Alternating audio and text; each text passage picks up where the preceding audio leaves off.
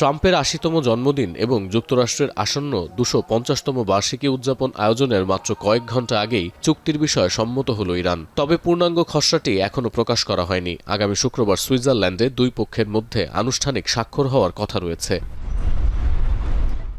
মধ্যপ্রাচ্যে যুদ্ধ অবসানে বহুল প্রতীক্ষিত যুক্তরাষ্ট্র ও ইরানের ঐতিহাসিক চুক্তিকে বিশ্ব অর্থনীতি ও বৈশ্বিক নিরাপত্তার জন্য একটি বড় পদক্ষেপ হিসেবে বর্ণনা করছেন বিশ্বনেতারা। এই পদক্ষেপে মধ্যপ্রাচ্যে দীর্ঘস্থায়ী শান্তি প্রতিষ্ঠার অংশ হিসেবে ইরানের ওপর থেকে নিষেধাজ্ঞা তুলে নেয়ার ঘোষণাও দিয়েছে বেশ কিছু দেশ।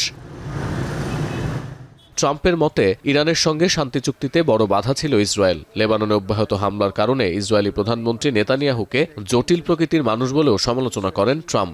নেতানিয়াহুর কারণে চুক্তিটি প্রায় ভেস্তে যাচ্ছিল। ট্রাম্পের দাবি, ইরানের কাছে পারমাণবিক অস্ত্র থাকলে ২ ঘণ্টাও টিকত না ইসরায়েল। নোভা এলইডি টিভি, ঝকঝকে ছবি, নিখুঁত শব্দ, ৫ বছরের ওয়ারেন্টি। নোভা মানি সঠিক মান, নিশ্চিত সেবা।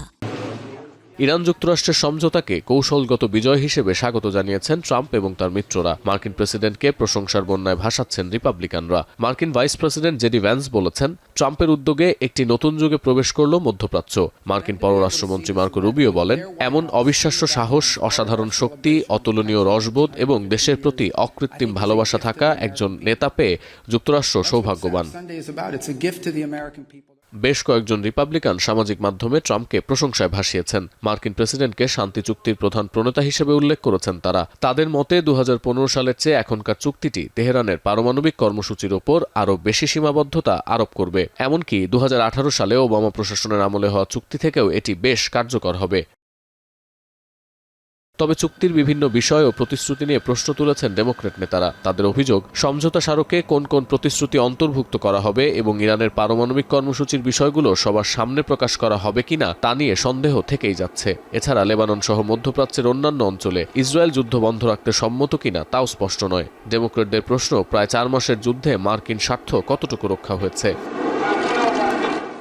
সমঝোতা স্মারকটিকে ইরানের কাছে ট্রাম্পের আত্মসমর্পণ দলিল বলে তীব্র নিন্দা জানিয়েছেন ডেমোক্র্যাট আইন প্রণেতা সেথ মল্টন। আরেক ডেমোক্র্যাট নেতা গ্রেগরি মিক্সের মতে, ট্রাম্পের ইচ্ছাকৃত এই যুদ্ধটি ছিল ভ্রান্ত এবং মার্কিন স্বার্থের জন্য ক্ষতিকর। তার মতে, এতে করে মার্কিন জনগণের স্বার্থ রক্ষা হয়নি, বরং রাজনৈতিক কৌশল আদায় করেছেন ট্রাম্প।